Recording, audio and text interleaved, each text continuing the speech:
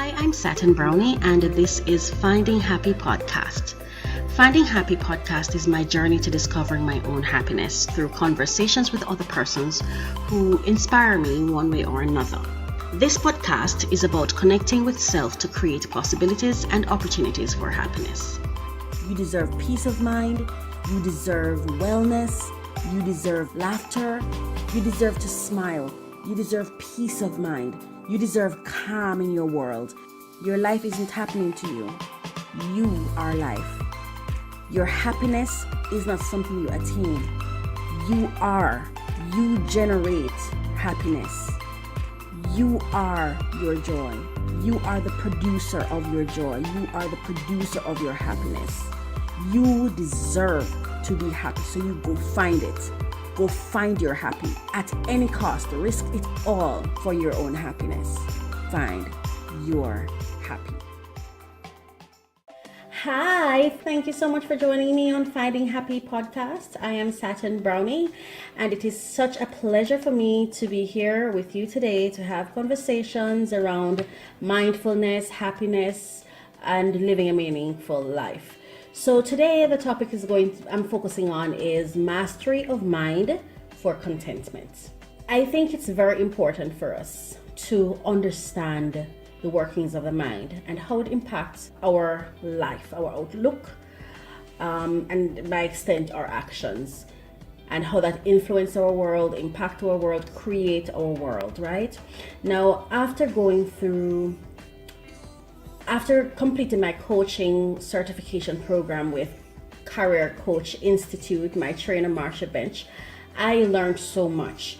And I wish as a child in primary school, I wish I had the opportunity to speak with a coach and to understand contentment and to understand how to navigate my world without making myself vulnerable, because now I have no regrets. Let me make that clear. I have no regrets about the life I've led. I have gone through poverty and I'm still surviving, and I'm now at a place where I am proud of myself for having survived, right? For a long time I wasn't proud of myself because I didn't feel like I was surviving at all. But now I own it because I've done the work, right?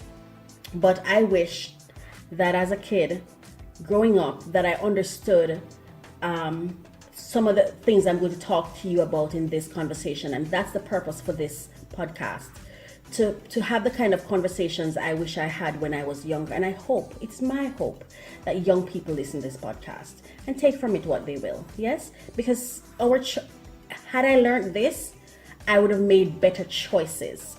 I would have made more informed choices, so that my life now would not be so difficult and taxing sometimes because of the choices I made when I was younger. Choices, if I understood mindfulness, contentment, happiness, and was focused on being happy, I wouldn't have made the choices that I made. Most of my choices were made based on my being motivated by my need. And so I attracted more needs. Anyway, let's get into it. So Buddhist teachings recommend adjusting your wants to what you have rather than basing your happiness or contentment on your desires, the things you want to have. The Oxford Dictionary defines contentment as a state of happiness and satisfaction. So here's what I say. Quit worrying, and choose contentment. In an article by Earl Nightingale, research shows that 92% of the things people worry about either never happen, has already happened, or is petty or irrelevant. Think about that. It is unnecessary abuse of your mental well-being. I believe that worry, the Bible says it rots the bone. I think it's a total waste of your mental space, of your mind, of your mental capacity. The article outlines the following. 1, 40% of the things you worry about will never occur anyway. Interesting, right? 40% of the things you worry about will never happen anyway. Number 2, 30% are things over and past that can't be changed by all the worry in the world. So no matter how much you worry about it, you will never be able to change it. Number 3, 12% is needless worries about our health. And finally, 10% is petty, miscellaneous worries. Petty. Therefore, only 8% of your worries are worth concerning yourselves about, right? So, and instead of worrying about it, get up and do something about it. Do anything. And you know what I hope? I hope for a world where failure is more tolerated and supported, because you've got to fail to discover what works. And if you don't try, if you don't risk failure, then you never live. We should consider that. Yes? How you see it, you create it. Earl Nightingale, in The Essence of Success, states, "Our individual worlds will respond to us in the way in which we see them. They will become for us what we expect of them. We are the creators of our existence." Let me read that again. Our individual worlds will respond to us in the way in which we see them. They will become for us what we expect of them.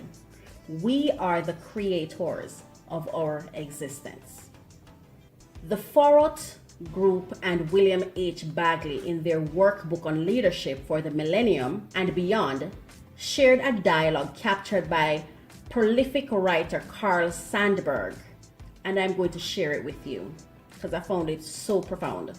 I was able to connect with it. This is something that I'm very familiar with, and I think you're going to be able to connect with it too. So here it goes, the dialogue begins.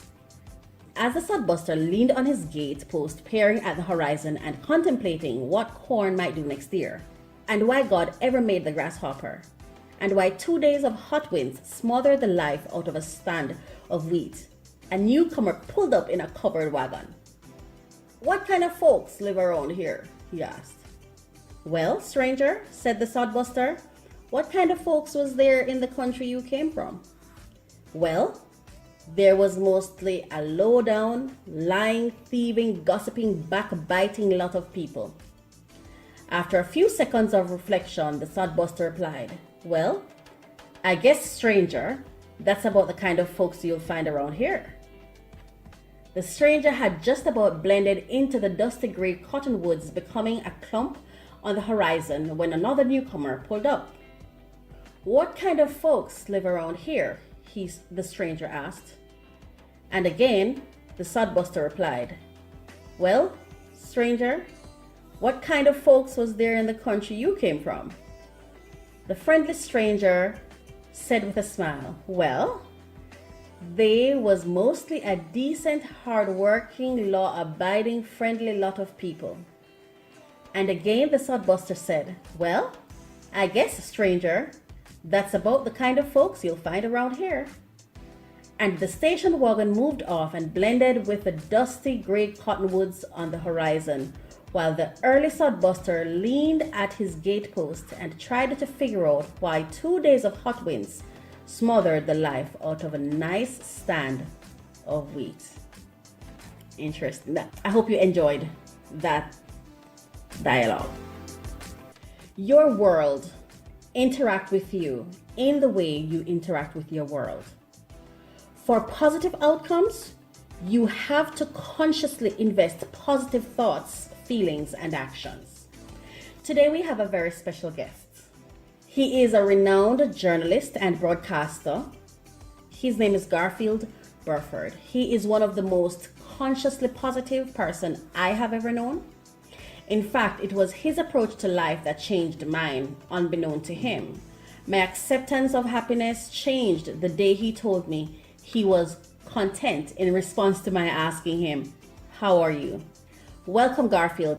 So let me just give you the premise of the podcast. It's called Finding Happy. Mm-hmm. And its foundation is on 3 principles: thoughts, feelings, and actions. Where the concept is your thoughts are what you create, Mm-hmm. Your feelings are the beliefs or the meanings you give to those ideas or perceptions or paradigms that you create. And then Mm-hmm. the actions that you take is a manifestation of what you feel. So it's in essence saying that you are the determinant of your outcome, Mm-hmm. right? Mm-hmm. So that's the premise. It doesn't mean that you have to believe it or anything like that. I'm just Mm-hmm. telling you that premise of it, Excellent. right? Excellent. Excellent. Okay, good. So, well, let me first say welcome to the pod. I said welcome, right? Yes. And my Yes. And first thanks question is again. going to be, how are you doing today? I'm fabulous, actually. Yes. I mean, regular morning, a routine morning, with a mixture of work and a mixture of making sure that everything is fine. So it has been actually a decent morning, except the challenges that we had with the gremlins in the system, for us to make this connection for you to be able to hear me. I think apart from that, I'm fine. Okay, wonderful. The Mhm. reason I invited you to the podcast is because, unbeknown to you, you had an impact on my life. Mm. Because usually I never took note of the question, how are you doing? Until I started taking note of when you kept responding. Whenever I asked you how you were, and this was back in about 2016, you'd always say, I'm fabulous, I'm fantastic, all that good stuff. And I was annoyed. I never said, but I was annoyed. Yeah. I was like, nobody's life is that perfect. Like, it doesn't happen that way. But then one day you said to me, I'm content. And I thought to myself, okay, so it's not that he's saying I have a perfect life, but he's choosing to see it that way. And so when you said content, to me, my interpretation was, okay, so it's not the perfect day today, but I'm still going to be okay. I don't know if that's what you intended, but that's what I understood from it. And I spoke about it on my podcast. And then Yeah, a multiple absolutely. of persons said to me, so you should bring him on to talk about it. So I invited Excellent. you. I think, and thanks for the opportunity. I really appreciate it. I think that you've encapsulated it perfectly. I think that's what it is about. It is about ensuring that you're able to define your own reality. I think too often people allow their realities to define them as opposed to them defining their realities. You essentially create your own construct and your own construct surrounding how happy you are. In other words, you should not let circumstances determine how happy you are or how whether or not you're happy or not. You should be the one to determine that. And I think that that was inherent in my statement to you. That in other words, no matter what was happening extraneously, I did not allow those extraneous factors to determine whether or not I was okay. I was contented. So the matter of contentment is an inner construct and an inner paradigm and does not depend on what are the external realities. And I think that's what it comes down to. And I think people have the wrong idea of what it is to be contented, to be happy. They believe that there are some of these extraneous factors. For example, the amount of money you have, the amount of material possessions that you have, the number of friends you have, for example, your social media profile and so on. No, these things are extraneous factors. You're These hitting things social media? no, no, no, I'm not. I'm not. Whereas I'm not necessarily an ardent fan of it, Yes. I also understand and appreciate its value. So I would not necessarily take a pot shot at it. But my point is, I think generally what it is that you have to define and determine your own paradigms of happiness and contentment, and not let other factors external to yourself that you have no control over impact on whether or not you're happy or sad. Okay. That is a little bit easier said than done for Mhm. persons, I think, especially who, having done coaching, right? My certification in coaching, I've learned so much. And what you said is so true. And I wish as a teen, I knew I had that kind of understanding, because a lot of the decisions and the choices I made, I have no regrets, but I would have made more informed decisions. And when I say informed, I mean more informed based on who I am rather than external forces. So give us a little of your background, who you are, what you do, so we can understand as you say this, how you came to this perspective. Yeah, I think, and by the way, it would not be a relatively recent construct or concept. In other words, this is how I've always been. I've always adopted the view that you should determine your own reality. So I'm a journalist. I'm a broadcast journalist. I've been a broadcast journalist for roughly 20 years. I started out Wow. in radio television, sorry, I mean radio production. So I would have started out at Nationwide News Network in around about 90, between 98 99. And as well, I was going to sixth form at St. Mary High School.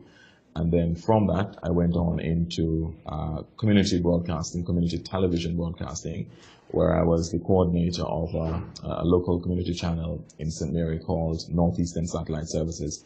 From then, I moved on to national terrestrial television, where I was a broadcast journalist at CBN Television, went up through the ranks until I became news manager in 2011. Spent about 4 years as news manager there. And now I'm a consultant as a consultant head of news, sports, current affairs at ABS Television in Antigua, as a state-owned broadcaster in Antigua. So the point I'm making is, this has always been my reality. Broadcast journalism has always How do been you my maintain such passion. a reality in news? I'm sorry, I didn't mean to interrupt you, No, but no, how that's do fine. you maintain that kind of mindset in our roller coaster news life? Again, in mathematics, there's a concept of a common denominator. So no matter what the numbers are, there's a common denominator. In other words, something that always runs as a thread throughout everything that can be used to essentially define everything. Everything is an anchor around that. Your anchor has to be who you are, who you are, That's it. who your inner self is. And I think that's, Yeah. in other words, that inner self then determines whether, for example, you see the glass as half empty or as half full. And I think that's a critical point. In other words, what that comes to, whether you see the glass as half full or as half empty, it is a matter of purely your perspective, purely your mindset, purely your vista on life, what prism through which you view life. That is what determines what essentially how your outlook is on life. That comes, as I said, purely from inside.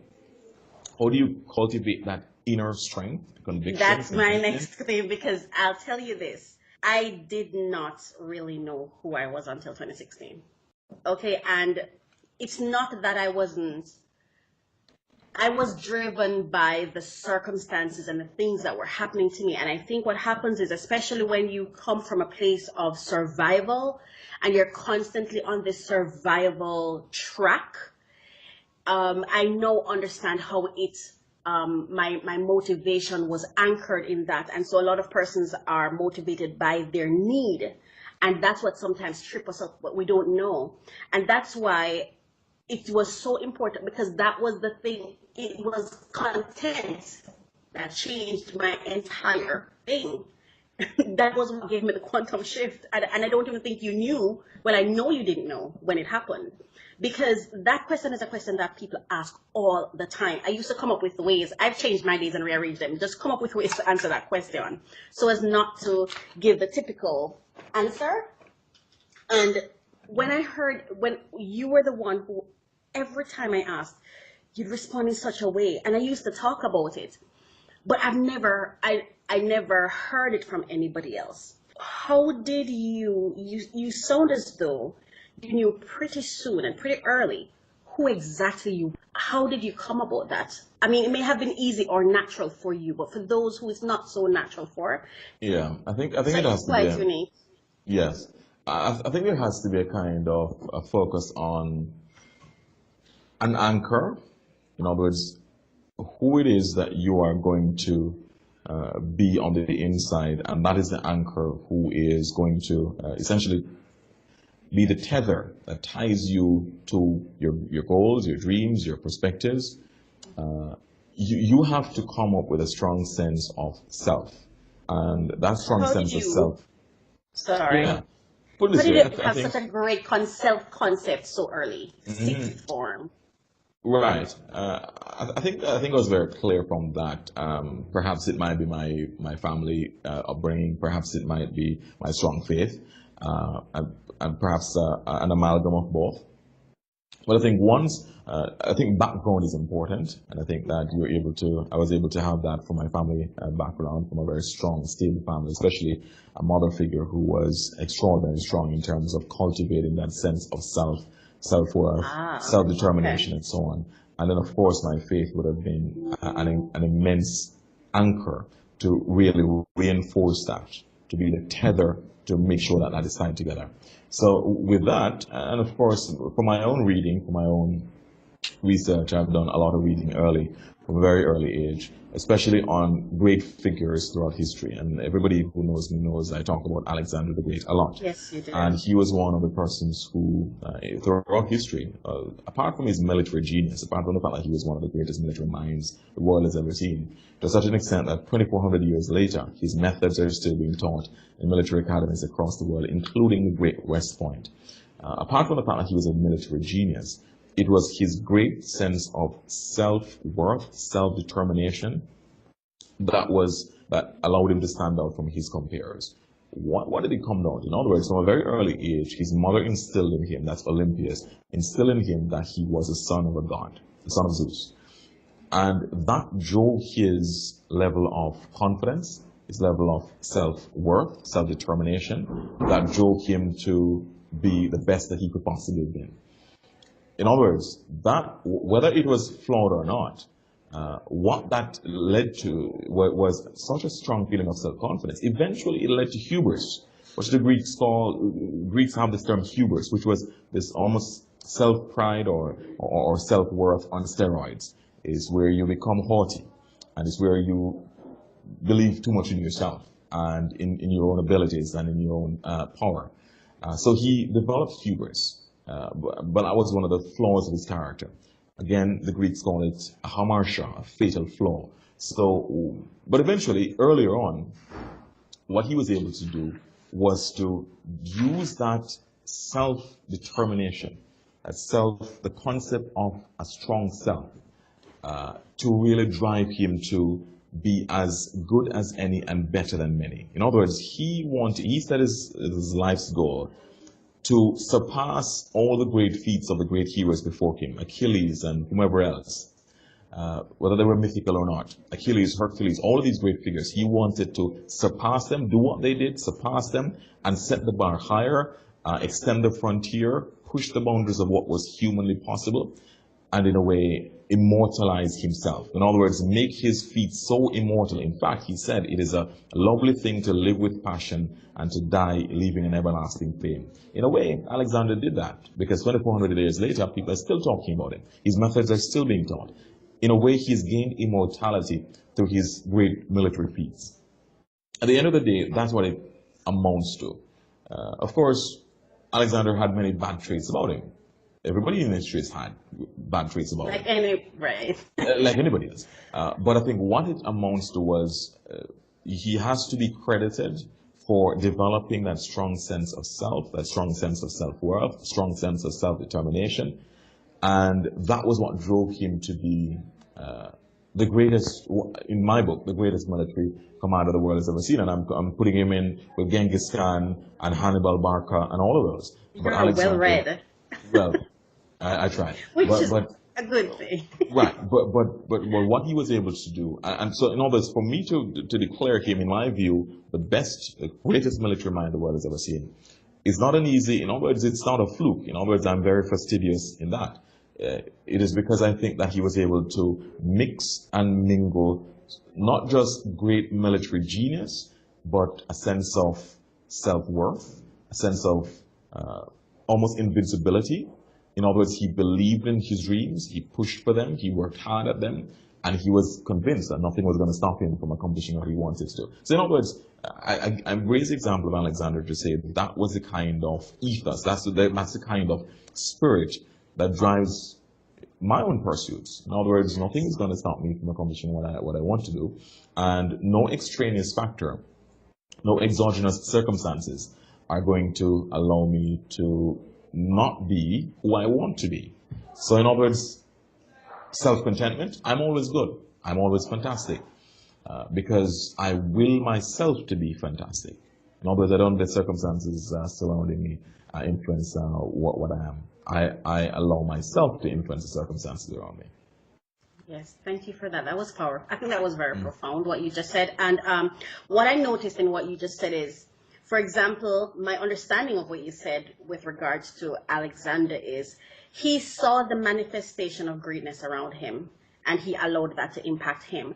And what I got from what you just said is you may not have had at your fingertips in your physical space this kind of greatness that you looked up to, but you tapped into it through books or whatever means that were accessible to you, and you are still able to connect to it. Because I think one of the challenges that it's not about race, but Black people or poor people face is where they're not used. There's a psychology of failure, I think, built up from not having been exposed tremendously to winning and greatness, and so they can know that, okay, this many persons have done this great thing, I can do it too. And also, which I think is critical, is we're not very exposed to the positive impact of failure, because we're taught failure is bad, it's terrible, you must just sit down and be calm and be a particular way. And so we have to find a way, I guess, to tap into those things that is not at our fingertips in order to connect and understand that there's better and there's greater. Travel did that for me, and that's why I'm a travel blogger, right? So when someone asks you, based on what you're saying to me, it sounds to me that whether they ask you or they're not, but when someone says to you, how are you today, it's not, your subconscious is already in the mindset of all is well. So it's because some persons respond without thinking about it. We just say something, there's no forethought about it. So that's what you're saying. You've cemented this already, and so your subconscious has caught up with your conscious. There's harmony, because for some persons, we're not very, our consciousness and our subconscious is so hidden because it's so sometimes buried in pain, as coaching, the principles of coaching indicate. So you want a minute? No, that's fine. No, that's okay. Fine. Go ahead. Mm-hmm. Okay. Is living in contentment or acceptance of poverty a crutch? Is it is for persons who, well, let me just ask, is living in contentment an acceptance of poverty? No. In other words, what it is, not necessarily, but that contentment has to be complemented by a striving, an insatiable striving for better. Yes. In other words, the contentment comes from accepting the fact that this is the present reality, but also the striving for better is part and parcel of accepting that there can be a better reality. I'm going to strive for that. So in other words, what is key is that the contentment comes from not worrying unduly about it, because that comes from accepting that you can emerge from that, you can climb from that, you can elevate yourself from that through strong self-will, through strong determination, through strength of character, through hard work, through discipline, through focus, through commitment. So in other words, there are two things. The contentment by itself could be construed as an acceptance of what it is, the present circumstances. Contentment doesn't come from that. It comes from a realization that this might be how it is now, but tomorrow will present other opportunities which will be exploited. So there's a twin, there's a double element to this idea of contentment. And there has to be a willingness. And tomorrow. Oh, right. Sorry, go ahead. No, in terms of now and tomorrow, accepting what it is now, and also ensuring that you work hard to change it tomorrow. Right. So there has to be a willingness to decide and to choose to do something about it. Precisely. Because there's some persons who worry perpetually. And that right? doesn't help. Okay. So would you say then that this whole principle of contentment is not necessarily that we are saying in whatever state of mind you are, in whatever state of socioeconomic status or standing you are, be glad and be happy and stay there and chill? That's not what you're saying. No, absolutely you're saying accept what is your reality and then do something about it, not Precisely. worry about it. Precisely. Okay, worry by default is an acceptance that there can be no better. Precisely, because it is said that worrying is like being in a rocking chair. It keeps you occupied but gets you nowhere. So the point is that Exactly. you'd want to ensure that, in other words, what it is, you do a status assessment, you do a kind of assessment of the present situation, a situational What's analysis. This analysis? is Yeah. precisely, this is where it is now. And then you strategize how to emerge from that. And that's what, for example, Alexander was able to do. He was able to look in every battle he entered, and there were 4 major battles that he had, and they were extraordinarily impressive victories. They were all, in every one of those battles, he was outnumbered. At the Battle of Gaugamela, one of his greatest battles, in modern day Iraq, he was outnumbered about 5-1. He strategized, he looked what needed to have been done. It was a it was a kind of calm, cool contentment that came from not necessarily accepting defeat. That would have suggested that he was going to accept defeat. I'm outnumbered, I'm going to be defeated. He understood and accepted he was outnumbered. But then what did he do about it? The contentment that he showed came from a strategy around it, and it turned out to have been a genius strategy to have, as I said, still being studied in all military academies around the world today, including the Great West Point, looking at what needed to have been done within the context of the present circumstances. So not accepting the present circumstances as the status quo all the time, as the perennial status quo, but understanding that you have the power to change it, and you're going to exert yourself, exert your will, exert your confidence and your conviction on the present reality to bend it in your favor. That's what coaching, that's a premise of coaching as well. Stating the reality, accepting that this is what is, so you can have a clear mind to strategize, to move forward. Precisely. No, for me, that's kind of come naturally for me. So I guess that's why I didn't get lost along the way, because I'm naturally a strategist. Like, I'm always, from 8 years old, when I was 8, that's how I figured the cross, where I thought, okay, how do I use the cross? On one side, what I have, on the other side, what can I do with it? So it's something I've always done. Do you think that poverty is psychologically paralyzing? Can it be? Yes, of course, easily. It has paralyzed a lot of people because they've accepted it almost as their reality, and it has defined their reality. It has defined their sense of self-worth. It has also been intergenerational. It has been, and that's how it has created a vicious cycle, because successive generations have seen this as a reality that perhaps can't be broken, almost as if it's an irreparable situation. And I think that's obviously it has been psychologically paralyzing, and it has created an ethos, almost a subculture, in which people see it as something that, there's no way This you is can what get I around am. it. This is the present reality. There's no way you can get out of it.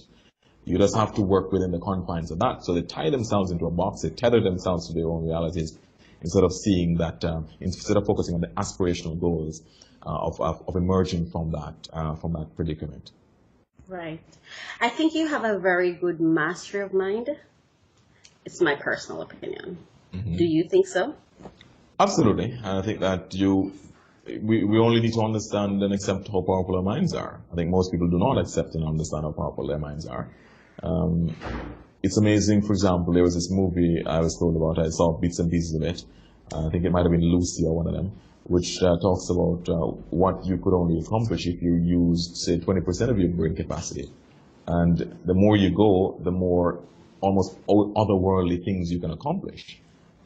In other words, we do not accept and understand how powerful we are. What is in our heads is like a universe in and of itself. It's as complex as the boundless universe that we strive to go towards. Man strives to go as far as possible into the universe, beyond our solar system and so on. We have a universe in our heads, in our minds, that we have not fathomed, we have not tapped into, because we do not accept the power of our minds. We have to, that's where the changing of our realities comes from. It comes from within. And that is what we project on our reality, to bend it in our favor. Mm-hmm. How does someone who has not yet, well, I accept the thought that everyone is where they want to be, and everyone is doing exactly what they want to do. And sometimes it upsets people when I say that, but I know it's the case, because the fact of the matter is, when we get really uncomfortable, no matter what's going on, we get up and we move. It's a natural thing where we do not do nobody can get someone to do what they don't really want to do. Now, I think that the creator, when he created the mind, I think it was very smart because I've never heard of anyone being able to go into the mind without your permission to do anything to it, the way they can go to the brain, the other organs in the body. I think we don't even know where it is. Right? So, what do you say to someone who thinks that, for example, I get a lot of questions on my Facebook page about um, people saying that poor people act the way they do because religion sometimes messes them up, and they're the ones controlling their minds, or it's the news, or it's the this and it's the that controlling their minds and things like that. What do you say to somebody like that who thinks they are where they are because of everything else that's happening around them? How do they master their mind, in your own opinion? There are forces and there are countervailing forces. As simple as that. There are going to be extraneous, exogenous forces which are going to try to influence and impact on your reality. You can have a countervailing force to push back against that. What is that countervailing force which pushes back Yes, against please that? simplify for me. It's simple. Yes. What we've been talking about. Your strength of mind. Right. If you tell yourself that your reality is going to be this, and the entire world around you is telling you that your reality is going to be another thing, then it becomes a matter of, it becomes a battle of wills. It becomes a matter of which force is stronger.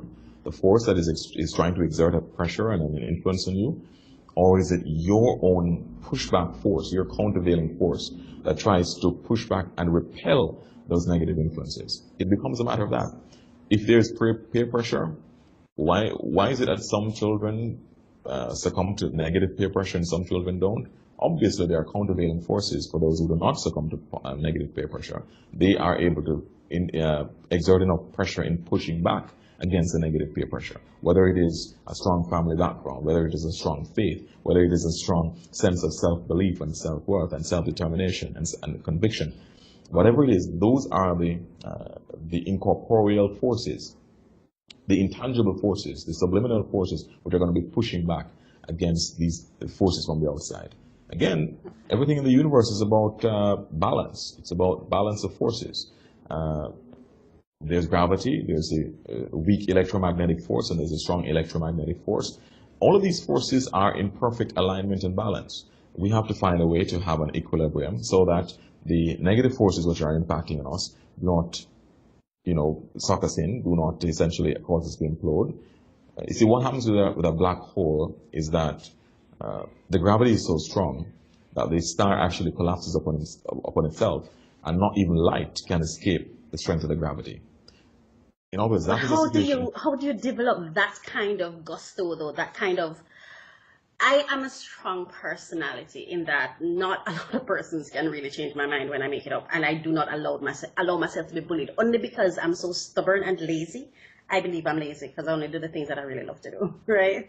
So it's hard for you to get me to do, if I don't want to do something, I'm telling you. But there are other persons who are not so strong. How do they develop that kind of? Have you ever had your strong sense of self tested? Have you not? Tests, of Have you course, not? those tests will come all the time. That's why there Have are you ever these. had it so tested that you've had to, well, I'm not going to say cry, but you've had to question yourself or go re-strategize, or you buckle? Like, has that No, ever happened? No? no. I mean, in others there have been stronger pressures and tests than at other times. In other words, the intensity of the tests vary. Uh, the intensity varies, but it is never a matter that you're going to buckle under it. In other words, whatever the intensity of the extraneous forces, you're going to match that by your own inner strength. So in other words, you need to turn up the ante, you need to turn up the heat on your inner strength to push back against it. As I said, it becomes a Yes. matter of forces. Yes. As I said, a star that becomes a black hole collapses upon itself because the pressure from outside, the pressure of gravity is so great for the star to be able to push back. In other words, why has the sun not collapsed into a black hole and essentially wiped out the entire solar system? It's because the activity within the sun is keeping the gravity at bay so that there is an equilibrium there, so that the sun doesn't collapse upon itself. What we have to do is, no matter how strong the forces on the outside are, we develop the inner strength to be able to push back against that. So the stronger the pressure, the stronger your will needs to be to push back against it. What And lessons that, have you? and Sorry. sorry, that's fine. And that will Yes. comes from your sense of what do you want to accomplish. Are you driven? Are you motivated to accomplish what you want to accomplish? Because in other words, it becomes a matter of wills. It becomes a battle of will. Can I tell you something? I fully understand what you're saying, and I'm so happy I had you on because you're one of those positive persons, and I've had to change my entire network to having people around me that think like that. So I have that now, but I have wondered, I still wonder if you've done coaching. Like a friend, Not formally. I think he does coaching. Okay. Like it's like the principles, the techniques that we use in coaching, like you already have it, right? And one of the things I think is that coaching, and I'm not knocking counseling or anything, but I think coaching and therapy should be applied from primary school for Caribbean nationals or Black people, because to override the people like me who came from no home, okay, that was not a home, and you have a lot of other persons who were not coming from any construct or institution that is supposedly the family. There isn't such a construct for a lot of persons. And so for someone who doesn't know, who looks at you and thinks, damn, he just does it so naturally. How do they cross over to where you are? Like,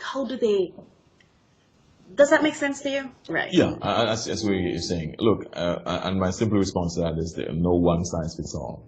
So in other words, there's no one silver bullet. There's no one panacea that's going to work for everybody.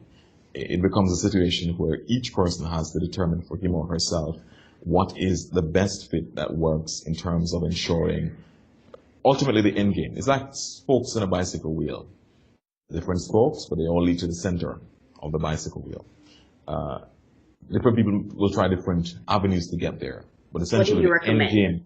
the end game is Yes. the end game is what you want to accomplish, which is a point at which you are so focused on your goals, you are so driven by the need to accomplish your goals, no matter what, that you're going to ward off whatever pressures. That's if you have goals, right? But that's the first point. You have to be able to clearly define Decide what you what- want to accomplish in life. Right. Alexander was clear. So that should be number one. Have an Right. end in mind. Clearly defined. Absolutely. So the end game, and then you have a clear goal, clear aspiration, and it has to be something that's transcendent, something that's larger than you, almost larger than life. Aim as high as you possibly can. Aim for the stars if you need to. In other words, why not? Why should you constrain yourself? Your mind is already boundless. Aim as high as you possibly can. Be the greatest that you can possibly be. And here's a rule of thumb. Whatever your field of endeavor, aim to be the best in that field of endeavor. So aim for the very top. There's no reason why you can't be an Einstein if you're in science, or there's no reason why you can't be an Alexander if you're in military spheres, or there's no reason why you can't be a Picasso if you're an artist. My point is, whatever field you are in, aim to be the very best at it. Then you clearly set out objectives, you clearly set out timelines, deliverables, when you want to, where should you be at a particular point, and you keep that goal uppermost in your mind. That becomes almost an antidote for the negative influences that are exerting themselves on you. All of a sudden, you're able to quench. It's almost like arrows coming in, and you're able to quench them because you have that antidote. Yes. Your will, it drives your will. It inflames your passion for what you want to do. It drives your sense of self-strength, self-conviction, self-determination. Your will becomes your antidote. Exactly. And all of a sudden, those negative influences can't seem to find any way in because your Yes. will is already repelling them. And the Yes. matter of repelling is an important point. You repel these negative influences External through forces. a determination of what you want to do, what you want to accomplish. Look, let's make the point. All great people who have accomplished great things in life have never done it in any other way. They've set themselves clear goals. They have used that as the driving force to propel, to catalyze their, to push them. And what this has done is to, along the way, there have been many difficulties, I'm sure, many difficulties. But you And look at failures. absolutely, but you learn from them. You pick yourself up. Fail Because forward. exactly, and you're always focusing on going forward. You almost blinker like a horse. You're not looking to the left or to the right. You're looking at forward, and you're driven to accomplish this because it is such a burning desire inside of you to accomplish these goals that you're able to repel any sort of influences, any sort of negative influences. With that said, do you think then that one of the things that parents can do when they have their children, just to kind of shift the mindsets, is to from very early help your children decide on a goal? Yes, I think that would help. Make it Okay. clear, and as you mentioned earlier, it is Not, important for not there to be sorry. right. It is important And for there to be not an good role educational goal, so to models. speak. Sorry. Go ahead. Yes, it is important for there to be good role models, for example. And Well, it might be an issue, for example, about for black people, why it is that they have not really looked yes. on good role models. And In other words, why is it that people, and partly it's an educational issue. Young children should learn about great conquerors in history, great achievers in history, of all right. races, including their own, including, for example, young people going into our schools in countries of the African diaspora should learn, for example, about Mansa Musa, who crossed, at the time of Timbuktu, who crossed the desert pretty much in a caravan of gold, one of the richest people in history, in terms of when Timbuktu was Timbuktu, well, modern day Mali in Africa. In terms of great African civilizations, great achievers, great people who have accomplished great things. And in other words, look at it from all races. And in other words, it transcends race to tell them that, look, you can accomplish whatever you will. Nothing should constrain you, whether it is the circumstances of your birth, your skin color, your race, your creed, whatever it is, you can surmount all these challenges. You can be just as great as anybody who has developed. See, because we've had great black conquerors, we've had great black achievers and inventors. And all the spheres that you can think of, black people have accomplished that. So in other words, your race should have nothing to do with it. Where you're from should have nothing to do with it. Why Abraham do you Lincoln, think it the impacts it 16th. though then? Because the risk of failure is almost paralyzing to people. It's like, I don't know that because I am always willing to, I revel in my failure. I really do. And maybe too much, right? Because I feel like the more I fail, the greater the idea post fail. Right? And I'm not a good person with commitment, and guess maybe that's why I like to see things break apart so I can rebuild it. It's fascinating for me, right? But for some persons, they just can't get over that threshold. I remember you said to me one, I think it's back in 2008, you said to me, courteous to all, intimate with few. Where did that come from? I think it might have been from my reading. I don't think that was an original thought. I think it might have been from my reading. I read very widely, and I read about people from all different eras in history. Yes. I'm particularly interested in ancient history. I like the fact that whatever we're experiencing now is no different. As Solomon said, there's nothing new under the heavens. Do you think Life that has may always be gone why wrong. it's so hard? Do No, you no. think it's lack of exposure? So, for example, you're so correct about the reading or the exposure to new information.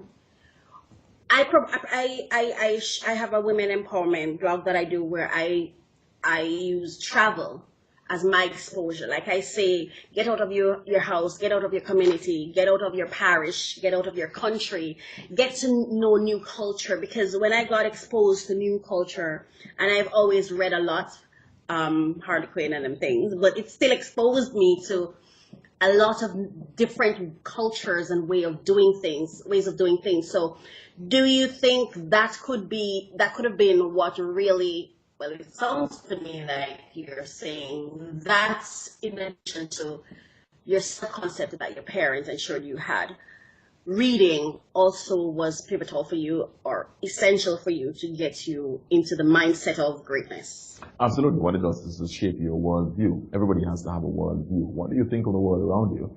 And how do you see your place in it? So it shapes your worldview. And I think that provides a foundation on which you can build. So it provides a worldview, a thought, an overarching thought that is going to drive your own sense of self, your own place in the world.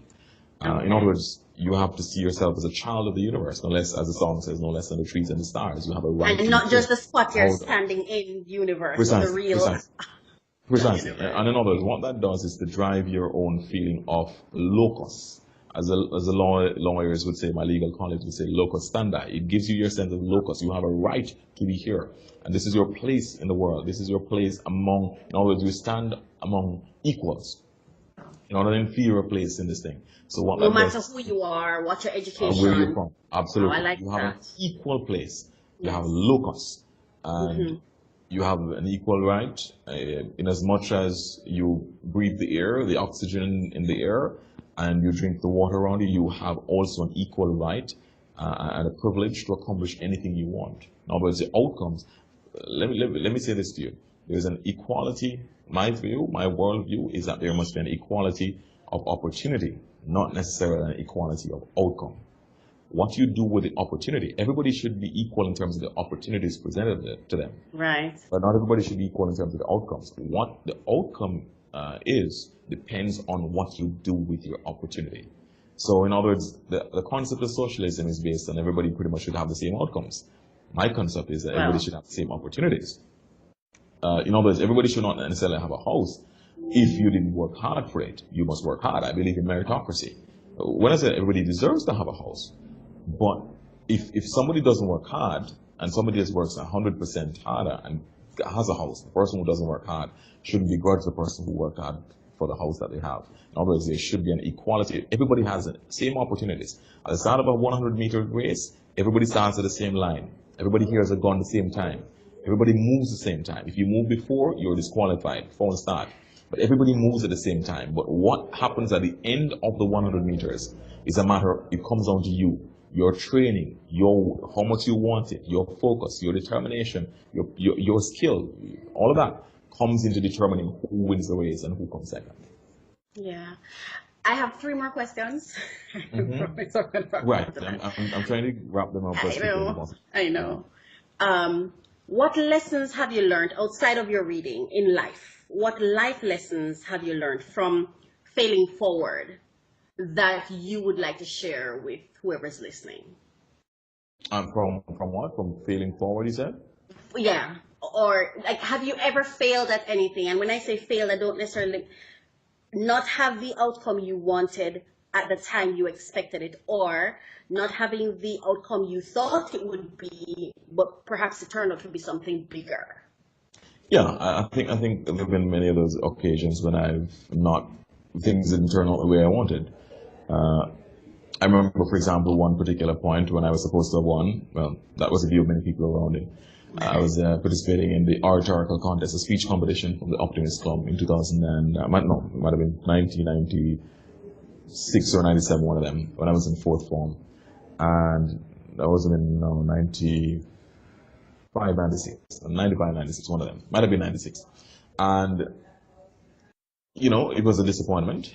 I felt badly about it. In other words, I should have won, but because there was a slight mix-up in communication, it turned out I didn't win. 2 years later, I actually didn't win again because there was another problem. Again, the judges indicated, and everybody in the audience indicated, I deserve to have won. I moved on from that on the basis that, look, don't cry over spilt milk. Never cry over spilt milk. Oh, I know. You're like that. Move on. I don't know how you do it. Move on. Things have a way of not working out sometimes. You have no control over it. Move on. In other words, move on to the greater accomplishments of the future. See that as a kind of primer for what's to come, and move on to greater accomplishments of the future. Yeah. What does happiness mean to you? Contentment, it's tied up in contentment. Uh, in other words, being able to define your own space, define your own reality, and not be influenced by the reality of others. That way, you're always inherently happy because you determine. In other words, nobody turns on and turns off your happiness. You determine that for yourself. So happiness Okay. is contentment and the ability to be able to define your own reality. Okay. When I started this podcast, a person said to me, why would you call it Finding Happy? That's the name of my book, by the way. And And congrats, well, by the way, on that. thank you. I guess it's my way of healing. It's something that comes naturally for me. But do you think that it is relevant for us to have these conversations?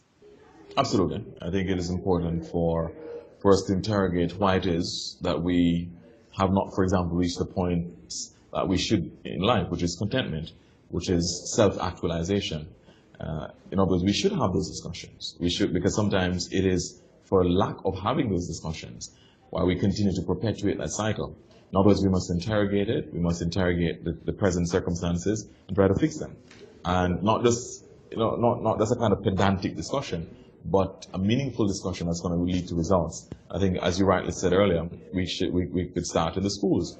So there are a lot of things that we should start with primary school students, even from before that, even at early childhood level. We should instill in our young people, in our young children, these concepts, these principles, these values, this worldview that is going to define who they are as adults. And I think partly it's because of there hasn't been this wide enough focus on these areas in the very earliest stages of the education. It's true. You're supposed to get an education. You're supposed to grow up and get a job.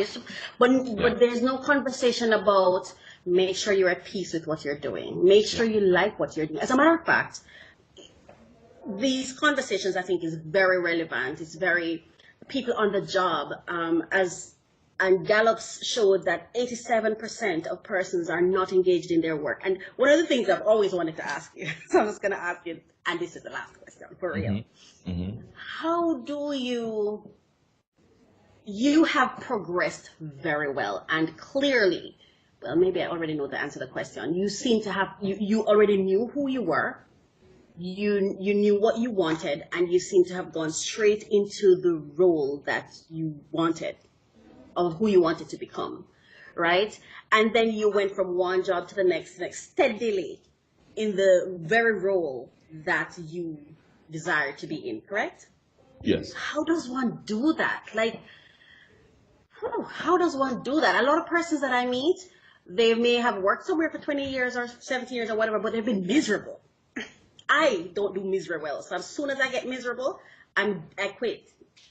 So how do you have this longevity? How do you navigate your career path so well?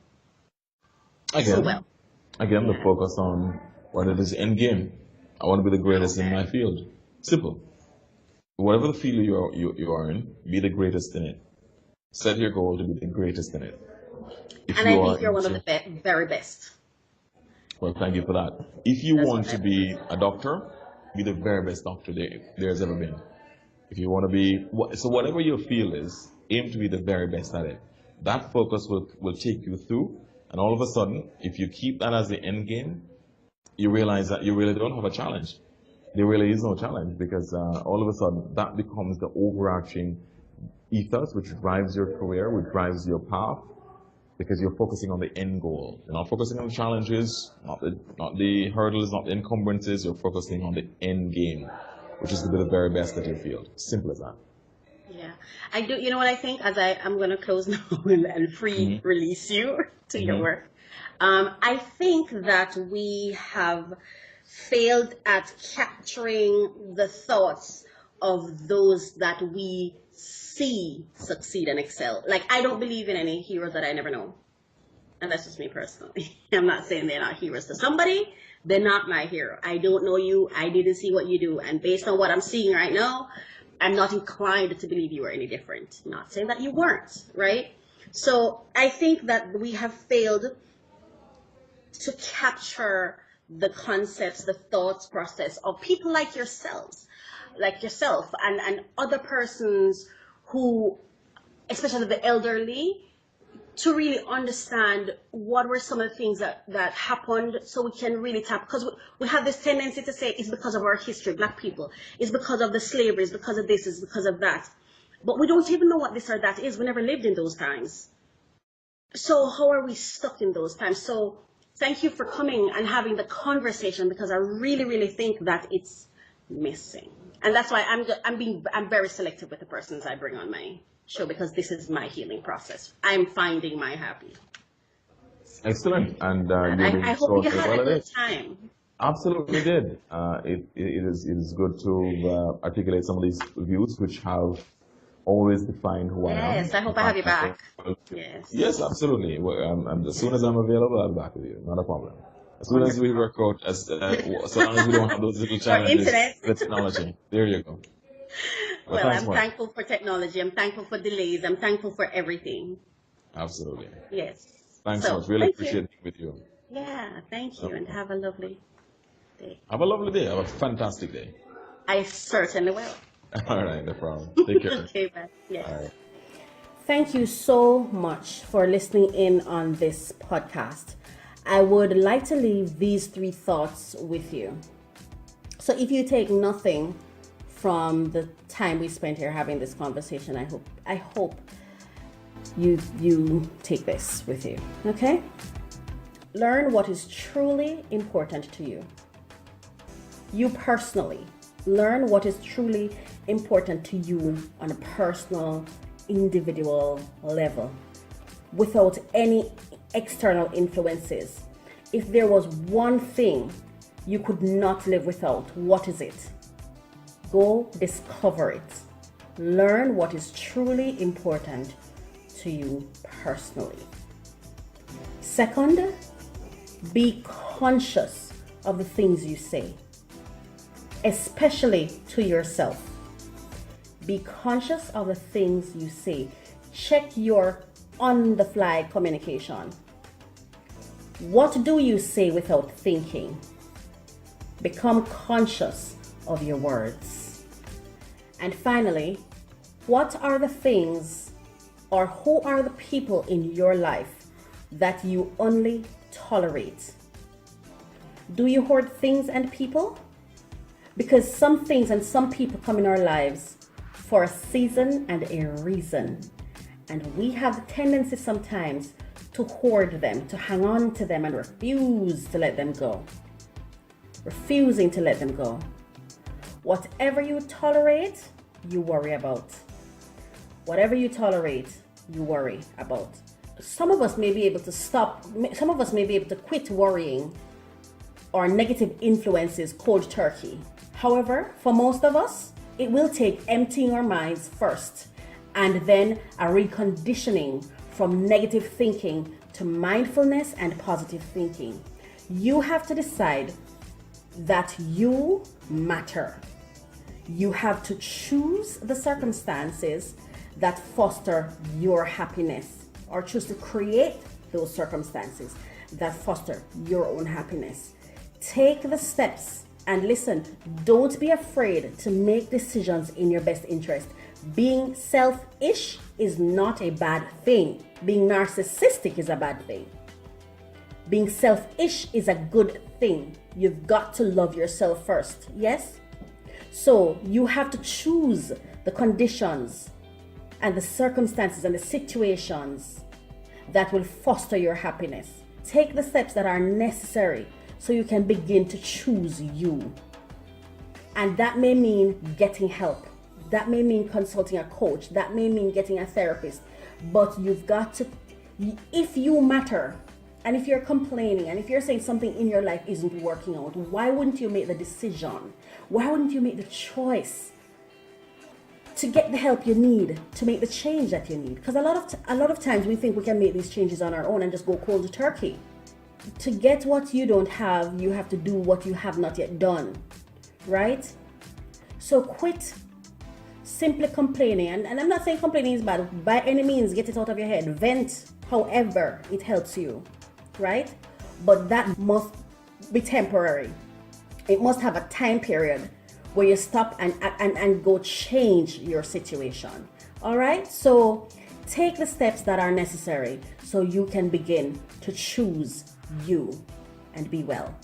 If you have any questions, comments, or feedback, please leave it in the comment section. To join me in a conversation on Finding Happy Podcast, contact me via certifiedcoach.co. Thank you so much for listening. It was such a great conversation today with Garfield. I enjoyed it and I hope you did too. Have a great day.